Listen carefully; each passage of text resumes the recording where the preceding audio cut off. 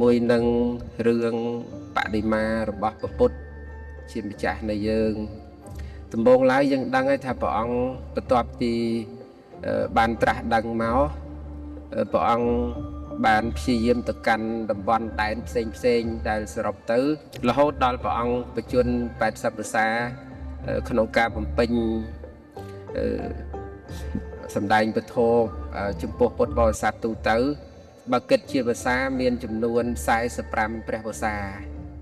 និយាយពីក្រោយពេលដែលព្រះពុទ្ធអង្គទ្រង់ប្រេតនិព្វានទៅពុទ្ធបរិស័ទយើង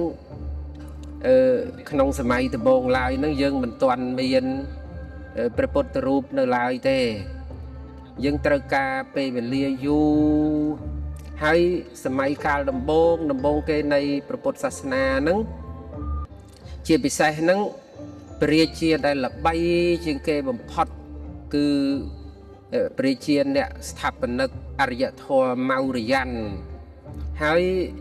ជាព្រះរាជានៅចុងក្រោយនៃអរិយធម៌មៅរយ័នដែលយើងស្គាល់គ្រប់គ្នាហ្នឹងថាព្រះបាទអសោកដែលទ្រង់មានសេចក្តីខ្វល់ខ្វាយគិតថាពុទ្ធសាសនាហ្នឹងជាសាសនាល្អឯកមានធម៌មានទ្រឹស្ដីបែបវិទ្យាសាស្ត្រដែលយើងស្គាល់ថាជាសុត្តៈដែលយើងហៅទេពិដកៈជាបត្រៃបិដកទាំង3ហ្នឹងបើកាលណាវានៅត្រឹមតណ្ឌាហ្នឹងអត់គ្រប់ទេចឹងហើយត្រូវទៅផ្សព្វផ្សាយបន្តហើយចាប់ពេលហ្នឹងឯងនៅដែនដីផ្សេងជាពិសេសហ្នឹងតំបន់អាស៊ីភាគអាគ្នេយ៍យើងហ្នឹងចាប់ផ្ដើមទទួល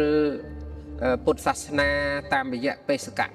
កម្មរបស់ព្រះបាទអសោកហ្នឹងប៉ុន្តែសូមបញ្ជាក់បន្តិចទៀតកុំឲ្យយូរគឺថាសូម្បីតែនៅក្នុងសម័យព្រះបាទអសោកហើយហ្នឹងព្រះពុទ្ធអង្គយើងហ្នឹងមិនទាន់កសាងជាពុទ្ធបដិមានៅឡើយទេហើយសម័យកាលដំបូងគេឡើយហ្នឹងយើងមានត្រឹមតែជានិមិត្តឧទាហរណ៍ដូចជាបល្ល័ង្កក្រោយមកទៀតហ្នឹងមានជាដើមពោធិព្រឹក្សហើយមួយទៀតហ្នឹងសេះហ្នឹងក៏ជានិមិត្តរូប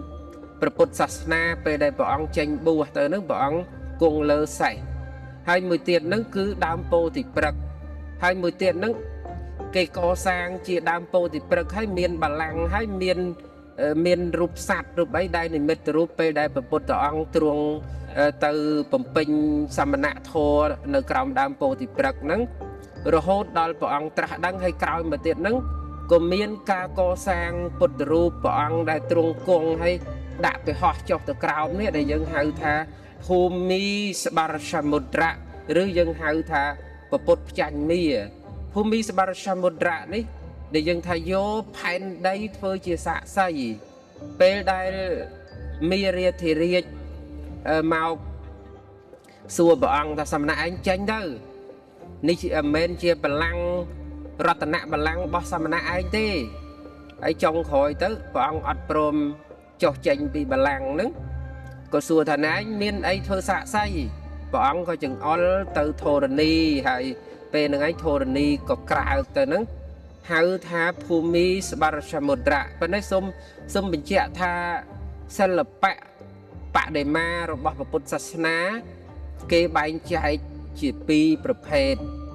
គេហៅថាមុទ្រានិងអាសនាកាលណានិយាយពីរឿងមុទ្រាពាក់ព័ន្ធនឹងរឿងកាយវិការដោយថាកាយវិការព្រះអង្គអភ័យមុទ្រាវិតារកមុទ្រាភូមិស្បរសមុទ្រាប៉ុន្តែមានច្រើនតទៅទៀតដែលយើងខ្វះការសិក្សាមិនទាន់បានលម្អិតនិយាយមែនតែនទៅដោយពុទ្ធទ្រង់យាងអីយើងអត់ទាន់មានឈ្មោះហៅនៅឡើយជួនកាលយើងហៅតាមឈុតដោយថាពុទ្ធលីលាដែលពុទ្ធអង្គផ្ទុំពុទ្ធអង្គបរិនិព្វានឬទៅថាពុទ្ធបាលីឡៃជួនកាលយើងហៅតាមឈុតនីមួយហ្នឹងឧទាហរណ៍ថាធរមចក្រមុទ្រៈគឺថាព្រះអង្គទ្រង់សម្ដែងធរមចក្រវរតនៈមានន័យថាសម្ដែងប្រសូតនៅវរណស៊ីយមវរតយើងអេវមយាស្រុតាមសមរតិស្មភគវានវរណស៊ីយមវិហរតិ ដែលនៅក្នុងឈុតមួយដែលព្រះអង្គទ្រង់សម្ដែងធរមចក្រៈប្រវត្តិនសោតនឹងមានបដិមាមួយយើងហៅថាធរមចក្រមុត្រៈហើយកាលណានិយាយពីរឿងអាសនាយើងពាក់ព័ន្ធជាមួយនឹងរឿងភ្នែននោះទៅថាព្រះអង្គពេលភ្នែនអីចឹងយើងហៅថាបត្តមាសនារបៀបដូចជាផ្កាឈូកហើយមានរបៀបសំយ៉ងជើងមកខាងសំយ៉ងជើងចុះក្រោមចុះស្អីមានស្អីរបៀបជាអីហ្នឹងគេហៅពាក់ព័ន្ធនឹងរឿងអាសនាហ្នឹងចឹងហើយកាលណាផ្នែកលើគឺគិតលើមូលីត្រូវរបៀបមិនអីចឹងប៉ុន្តែសិល្បៈព្រះពុទ្ធសាសនានៅក្នុងស្រុកខ្មែរយើងហ្នឹងមានដំបូងគេប្រអស់ហ្នឹងគឺតាំងពីសម័យហ្វូណានឬយើងហៅនគរភ្នំមកម្លេះសិល្បៈទាំងអស់នោះយើងរកឃើញថ្មីហ្នឹងរកឃើញនៅតំបន់សពថ្ងៃហ្នឹងជាខេត្តអាងយ៉ាងដែលជាអតីតកំពង់ផែនៃរាជអាណាចក្រហ្វូណានហ្នឹងយើងរកឃើញដូចជាពុទ្ធរូបទ្រង់សមាធិហៅយានាមុទ្រៈមានសិល្បៈមួយចំនួនទៀតហ្នឹងនៅមុខដូចឥណ្ឌានៅឡើយមានចុចមានអីហើយយើងរកឃើញជារូបពុទ្ធប្រនីនៅក្នុងឈុតមុចលិនហ្នឹងហើយសូមបញ្ជាក់ថាព្រះពុទ្ធមុចលិនយ៉ាងហ្នឹងនៅក្នុងឈុតមួយពេលដែលព្រះពុទ្ធអង្គទ្រង់និមន្តទៅភ្លៀងក៏បង្អុលមកហ្នឹងពេលហ្នឹងមាននាគដែលជាម្បោពោះម្បោនាគហ្នឹងបានចូលមកវាន់ពាត់ពេនដើម្បីបាំងព្រះអង្គកុំឲ្យទៅទឹកភ្លៀងហ្នឹង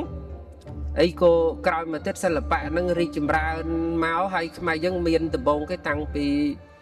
មុនសតវត្សទី7ទៅទៀតបដិមាហ្នឹងហើយសូមបញ្ជាក់ថានៅសម័យចេនឡានៅតំបន់សម្បូរព្រៃគុកហ្នឹងយើងរកឃើញសិលាចារឹកមួយហ្នឹងនៅក្នុងរជ្ជកាលរបស់ព្រះបាទភវវរ្ម័នទី1ហ្នឹងទ្រង់គោរពបូជាធ្វើអំណោយដល់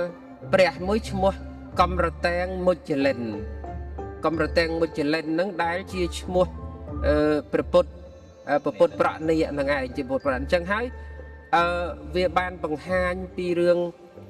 ផុសតាងនៃការគោរពប្រតិបត្តិហើយនៅតំបន់អង្គរបរិយក៏យើងធ្លាប់រកឃើញព្រះអង្គទ្រង់ធ្វើទុក្ករកិរិយាទោះបីជារូបនឹងមិនសល់ពេញលេញតែនៅសល់ក្រងឆ្អឹងរួយដែលបង្ហាញពីវត្តមាន